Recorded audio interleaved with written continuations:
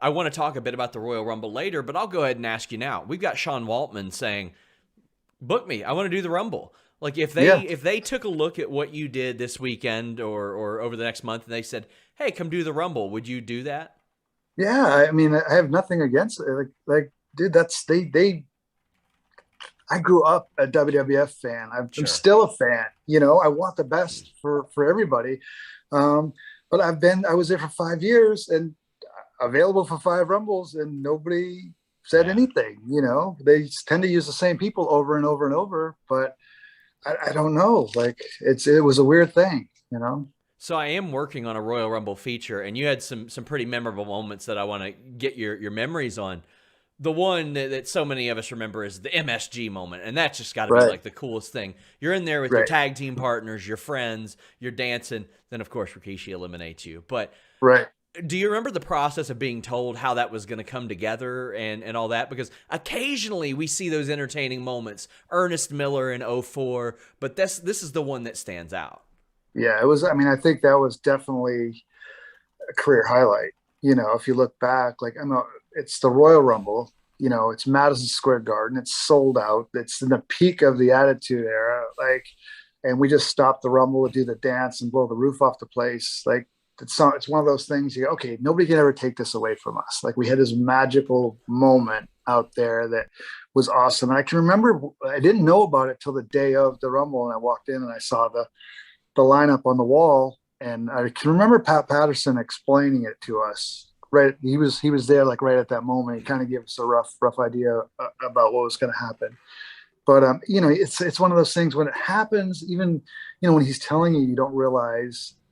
20 something years later, it's gonna be still such a cool thing, right?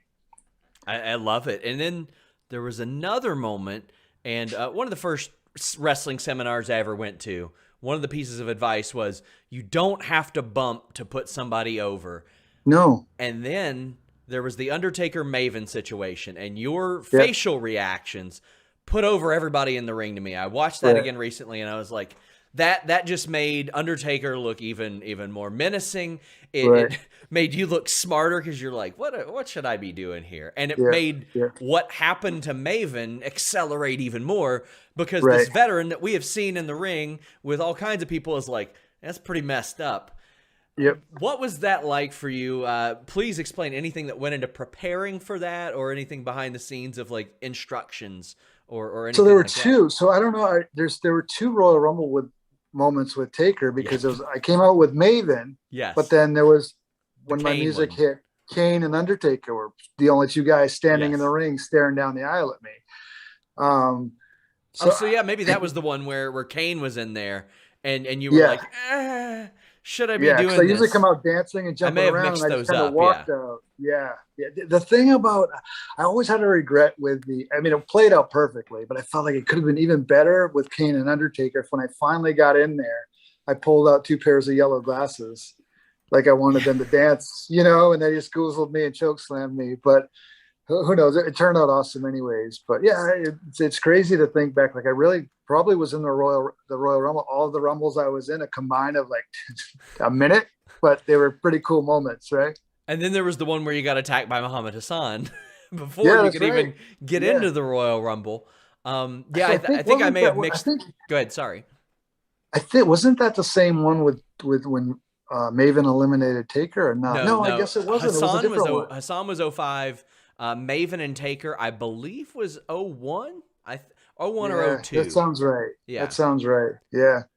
Crazy. So I'm still in one of those rumbles, right? Y- Because I y- never actually got in there. So I did a feature, I want to say like 5 years ago, where I took all the people who had like not made it to the Rumble or eliminated themselves or had been eliminated by somebody who was already eliminated. And like your name came up several times, and I was like, man, that poor guy. Yeah, yeah, Within storyline, that guy got screwed. Like, yeah. Yeah, but you know what? If I had just gone out there and stayed in there for 15 minutes with none of that, nobody would remember any of I see. that. That's the Yeah. crazy part, right? I would have loved if they did a thing where it's like, well, Scotty didn't make it to the ring in '05. Give him like a title match on SmackDown. That would have been like an easy thing Right, to do right. right there.